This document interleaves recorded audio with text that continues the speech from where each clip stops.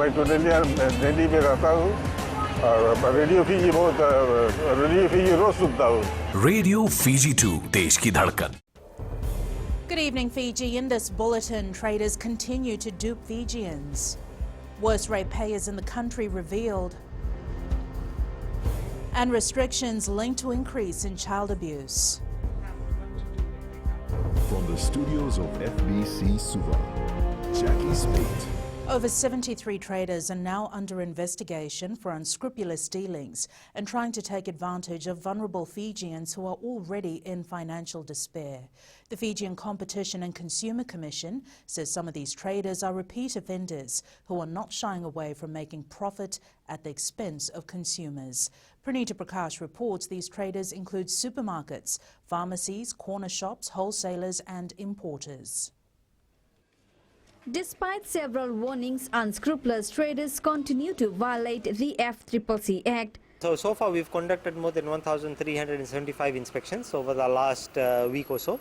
And from that number, we found 93 traders that we found to be breaching the law. 20 traders have been charged. There are a few other traders that are in the caution interview process. There are 73 traders that are currently actively under investigation. From 1st March to 30th April 2020 alone, we have received around 153 complaints against unethical traders. And this does not only include large shops, but it also includes small shops around the country. The FCCC chief executive revealing that unethical business practice is not limited to urban centers only. Our inspection not only looks at traders located within the central areas, not only in the urban areas, but also in the rural setting and maritime. Last week, there's actually about 5 to 7 traders out of Overlau that is under investigation as well. There's one that we visited that had all items where they were overcharging.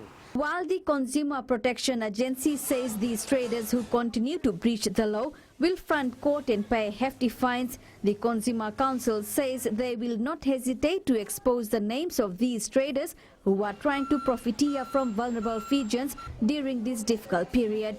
Pranita Prakash, FBC News.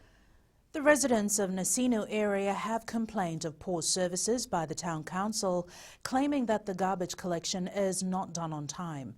But local government minister Pramila Kumar says they need money for this, and Nasinu has been ranked the worst in rate payments out of the 13 municipal councils in Fiji. Kumar says ratepayers in Nasinu demand daily services such as garbage collection, but don't pay their dues. Kritika Kumar reports. This is the scene in the Nasinu area where people are piling up the rubbish on the roadside. Local government minister says talking to people in Nasinu is like dealing with primary school students. For Nasinu, when we talk about separation of waste, it's more like we're trying to educate the public not to put your kitchen waste along with green waste and with white goods. This is the level of discussion in Nasinu. 2020 rates for Nasinu has been calculated at $3.1 million, but only $1.1 million has been paid up. The ministry is considering an increase in town rates for Nasinu because garbage service costs money. The minister says the amount of rubbish piled up indicates that the residents have no pride for their town. To make sure that we recover all the rates owed by the ratepayers. Without rate recovery, the services cannot be delivered. So that's a huge challenge that we have on hand. And the challenge is even bigger now with COVID-19. Garbage collection is being provided thrice weekly. Kumar says they will start to fine people who put rubbish on the roadside before collection day. Kritika Kumar, FBC News. The Child Helpline 1325 has in the last 3 months noticed an increased case covering a range of child protection issues, from sexual abuse, neglect to exploitation and violence. Medical Services Pacific Country Director Ashna Shaleen, who oversees the helpline, says the current COVID-19 restrictions has unfortunately attributed to the increasing cases of child abuse. Maggie Boyle reports. The extended school closures and curfews, while a public safety measure, has nonetheless given rise to heightened risk for child abuse. There's about 67% call that is primarily on these types of child protection issues. 73% have reported children related, and the rest were for issues like where can I get help for, and where's the nearest command center, and where's the nearest fever clinic. While the impact of COVID-19 continues to be felt, the socio-economic issues are becoming more evident. And we are receiving a lot of calls on missing children, so children who've been neglected, who leave home because they cannot stay at home, and the situation that they're in, there may be there's no food, the parents are arguing, and they're missing friends. So we've received 15% of the calls on missing children. The Minister for Women stressing that state services can only do so much. At the end of the day, the primary responsibility is on parents. A lot of these issues that our children are going through, they're away from school, they're missing their friends. These are things that us as parents, we as parents, should be able to deal with. In 2015, the Child Helpline was set up primarily for children. Since then, and in light of the pandemic, their slogan, "You're never alone if you're near a phone," has applied to all. Their toll-free helpline 1325. Maggie Boyle, FBC News. The Fijian government is in talks with New Zealand and Australia to be included in a travel bubble that is expected to boost our economy. However, the Civil Aviation Minister says they're also taking extra precautions to ensure that if Fiji is included in the travel bubble, there is no threat of COVID-19 being imported into the country. Koroi Tandulala reports.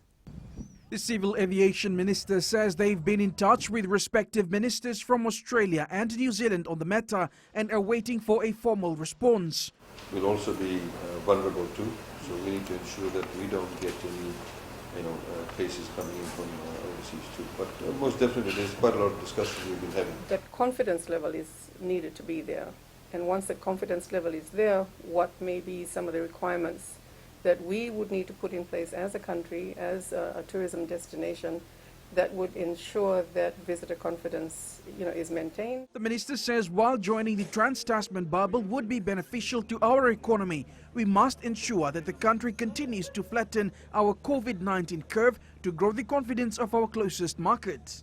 Understand that there needs to be various ways of being able to deal with the travel bubble. There needs to be new legal regime, new requirements, as you would appreciate, and what would be the obligations and duties of one party vis-a-vis the other. In terms of the Tasman bubble, definitely Fiji and the Pacific Islands want to be part of it, but I believe, would have to do our part to make sure that we could do the same thing as they would expect the reciprocal countries that they would open up their borders to do. Relaxed travel restrictions would mean Fiji could begin marketing itself and get tourism moving again. Successful talks would be welcome news for the tourism industry, tens of thousands of workers, as well as Fiji's aviation industry. But preventing COVID-19 from entering Fiji again will be of utmost importance. Koroi Tandulala, FBC News. The Chinese community today donated over $13,000 worth of protective equipment to the Health Ministry to help fight COVID-19. The equipment ranged from face masks, gloves to temperature test kits. Apinisa Wangarandovo reports both businesses and individuals from the Chinese community participated in providing the donation. The health minister says the likes of the Chinese community have gone out their ways even when they have their own needs to meet. It's heartening to note that people have donated from their own pockets, even children, to the cause that is before us, and for that we're truly grateful. Though maybe a small community, it did not deter them from giving what they can to help in the fight against COVID-19. Members of age up to 70 and down to school children all donated. They are in the terms of money. President of the Chinese community, Jenny Sito, paying tribute to the sacrifice of health officials during these trying times. We are certainly very heartened by all the effort that has gone in and the very long hours. Dr. Wangenambete says the donations has boosted the ministry's confidence in the work they continue doing to protect the lives of every Fijian. Apinisa Wangerandovu, FBC News. Up ahead, cause of flooding in Nausori linked to illegal behavior, and adopting a pet, a new trend in COVID era.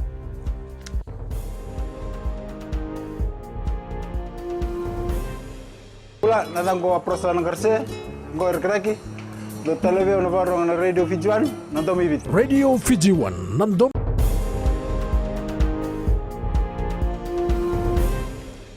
The illegal dumping of rubbish in and around Vuthi, South Nausori is one of the major causes of flooding in the area.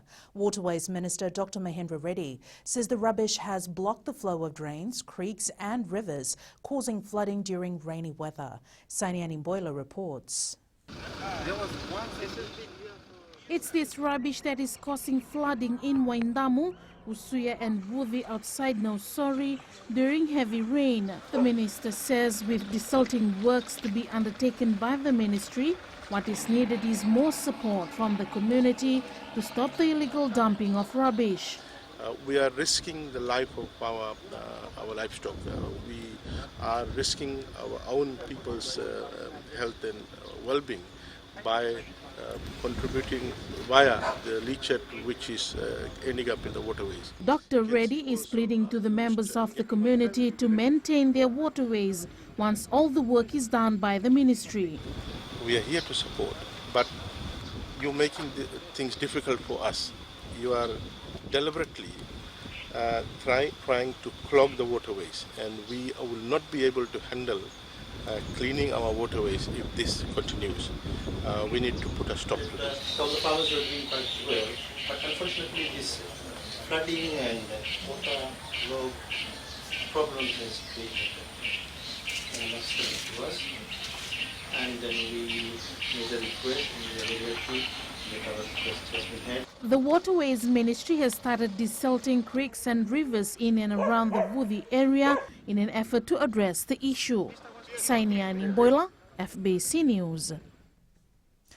The number of juveniles taken in for COVID-19 related breaches is a concern for police. Police Commissioner Brigadier General Sitiven Ngilio says this follows the 9 juveniles that were arrested in the last 24 hours, which includes a 15 and 16-year-old who were found walking around the line of Delai Vale Level after curfew hours. Ngilio says the supervision of children has been highlighted by police, the Ministries of Education and Children, and it's crucial that minors are monitored. 32 arrests were made by police in the last 24 hours, 17 for sports and 15 for breaches of curfew. The Southern Division recorded 29 arrests, 17 for sports and 12 breaches of curfew. The Western Division had 2 arrests for curfew breaches, with only 1 report from the East.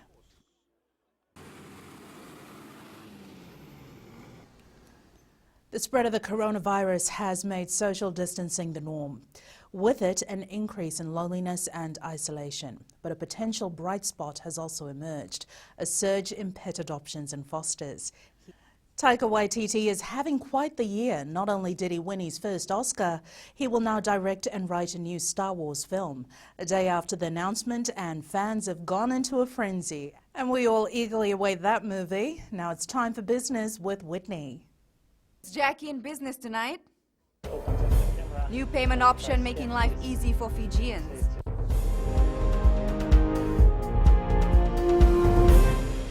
My name is Neha and I'm from Kadavi. And Mirchi FM, it's hot. Mirchi FM, it's hot.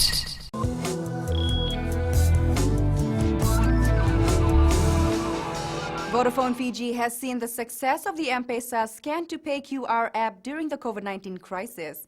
They says they have noticed that a lot of people are opting for cashless payments as it is seen as the more convenient way of payment. About 4.5 million worth of transactions has been made through the app since February. Venina Rakautonga with the details.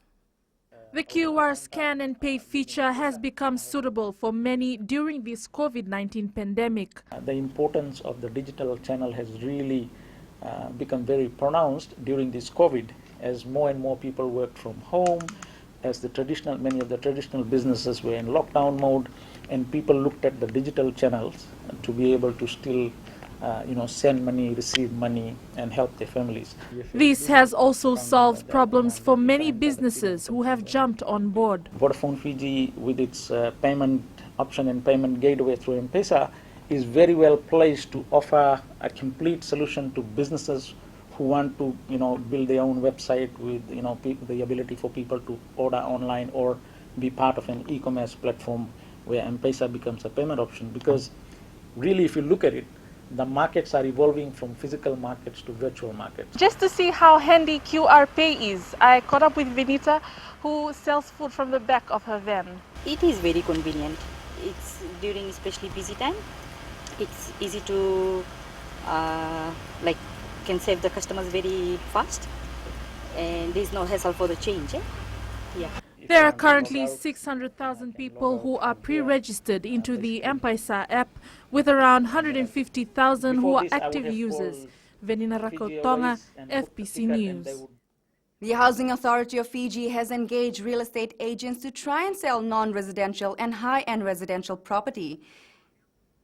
In a statement this afternoon, the authority says this arrangement in no way deviates from providing affordable housing to low and middle income earners. It adds the Housing Authority has a policy which requires that high-end and non-residential lots be tendered out before being placed with real estate agents. The authority adds that the lots in question had been advertised, but tenders received did not meet valuations, as have now been issued to registered real estate agents to market and sell on our behalf. Thousands of businesses in New Zealand are refusing to pay rent or negotiating rent relief as they struggle a week into level 3. Retail spending is 8% lower as same time last year, and many businesses say they don't have the cash to pay rent. Gary from HFC Bank joins us now with the latest from the money markets. The US dollar weakened slightly today. The March trade balance figures showed the US deficit widened from $39.9 to $44.4 billion. Overall imports fell 6.2%, while exports saw a record decline of 9.6%. Closer to home, New Zealand labour data came in better than expected for the first quarter. There was an increase of 0.7% in employment, while the unemployment rate came in at 4.1% compared to a forecast of 4.3%. This data predates the nation's lockdown, and the unemployment figures are expected to rise sharply in the next quarter. In Australia, retail spending increased 8.5% in March as Australians stockpiled food supplies in anticipation of the coronavirus lockdown measures. Seasonal adjusted retail spending rose to $30 billion, which resulted in a 0.7% lift in the first quarter. Tomorrow, the US releases its non-farm employment change data for April. It'll be interesting to see what effect this will have on the foreign exchange market, given that it is forecast to decrease by over 20 million compared to 27,000 in March. And that's all from HFC Bank for now. Pinaka. Turning to today's exchange rates as set this morning, the Fijian dollar had another good day against most of the currencies we trade with, rising against the Chinese yuan, the US dollar, the Aussie dollar, Kina and the euro. Onto the commodities market, crude oil again rose to end at $24.72 per barrel. Gold increased to end at $1,701 per ounce, while silver was up to $15.03 per ounce. That's it from Business Tonight. It's back to Jackie with the latest in sports.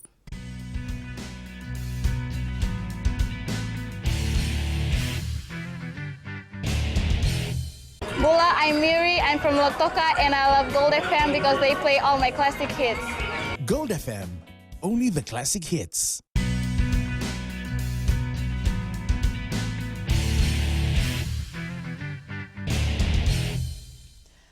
The future plans for the Fiji Rugby Union will now depend on what transpires after the World Rugby's annual meeting of Council on 12th May.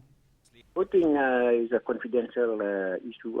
We, from the start, had indicated our support, and we maintained that. Plans is that there is an AGM of the Council, which will happen on May 12th. We will be joining the AGM, and there papers that will be presented in discussions, and I think after that meeting then things will be clear in terms of the way forward after the AGM. Fiji men's triple jump record holder Eugene Bulma is urging athletes to make use of their natural surroundings to keep fit.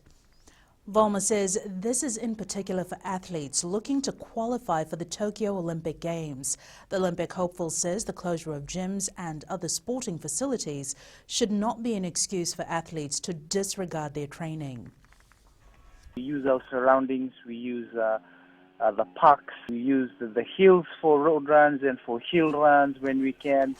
Obviously, the parks that we use as well, that's where we get to do our circuit work and do some plyometrics. The Fiji Football Association is working with head coach Fleming Seretslev on developing an online manual to help district coaches stay informed amid this crisis. Now that the paperwork for the Danish national has been settled, Fiji FA is looking at alternative ways to develop football in the country. Association President Rajesh Patel says they are seeking permission from the Commission and government to host a coaching course later this year. He was, on the lockdown and everything. He was working on an online manual for all the coaches and everything, and to pass it on. And so we have asked whether we can get less than 20 people in a coaching course for one day, and also abiding by the government guidelines on the COVID-19 restrictions and everything. Patel adds once the restrictions have been lifted, he will be talking to the district coaches and getting some players into the national team. All Blacks loose forward Sam Cane has been named as the new captain of the All Blacks. This was announced by All Blacks coach Ian Foster last night, with Cane succeeding Kieran Reid, who retired from the sport following the 2019 Rugby World Cup. The Super Rugby teams won't be planning too far into the future, despite SANZAAR indicating the next decade of the competition is firmly locked in. The governing body has issued stern denial to speculation regarding changes to the competition. Coming up in new media, a new app that is being accused of breaching privacy, and also the latest in the world of weather. Stay with us.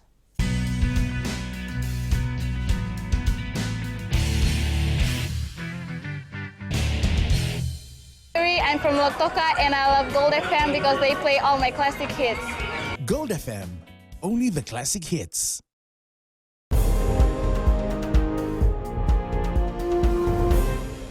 In new media tonight, apps that trace coronavirus is one of the technologies that countries are turning to. In Australia, the uptake there is linked to accusations of blackmail. It's been a cloudy and wet day here in the capital, and with all the wrap-up from the weather world, here's Kritika.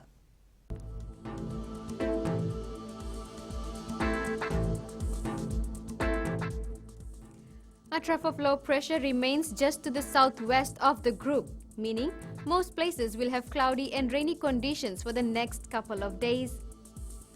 Looking at the west, it was cloudy with some showers. Showers will become frequent from tomorrow afternoon and gradually increase to rain from tomorrow night. Eastwards from Peck Harbour to Suva, it was cloudy periods with brief showers. Up north, generally fine weather was experienced. At sea, moderate to fresh southeast winds, moderate to rough seas. Turning to the tides, low tide is at 11:45 p.m. and the next high tide is at 6 tomorrow morning. Sunrise is again at 6:21. For tomorrow, cloudy periods with some showers over Yasawa and Mamanuca group, western half of Vitilevu, Kandavu and nearby smaller islands and the southern Lau group. Tomorrow's temperatures will be very much similar to today.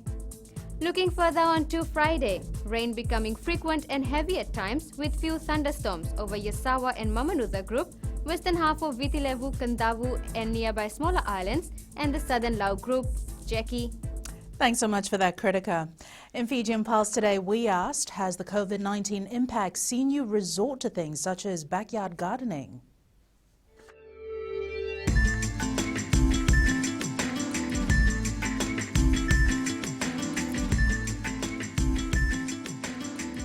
I do online class right now, but I mostly do home learning.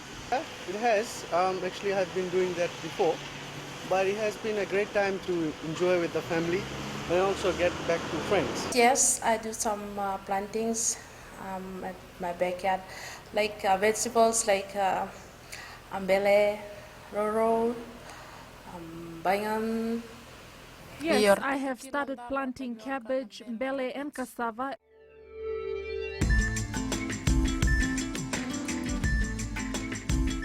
In the world of the weird and the wonderful, being locked away from gyms is pretty tough for most fitness freaks. However, there are new ways cropping up to stay fit and healthy, and it involves family. Recapping the main stories for tonight, traders continue to dupe Fijians, worst ratepayers in the country revealed, and restrictions linked to increase in child abuse. Now for these stories and others, tune in daily to our sister radio station Gold FM. Our poll question, we're asking, do you think Sir Bill Beaumont's re-election as World Rugby Chair was the right outcome? Visit our FBC website to answer. And on to today's shot of the day. Rihan captured this shot of Benau Harbour in what's known as Fiji's hidden paradise, Savu-Savu. And show us what you've been up to during the lockdown and movement restrictions. Email fbcnews@fbc.com.fj or share it with us via Facebook page FBC News and our Twitter page at FBC_news. That's your news for tonight. Until tomorrow, stay safe, stay warm and dry. Good night.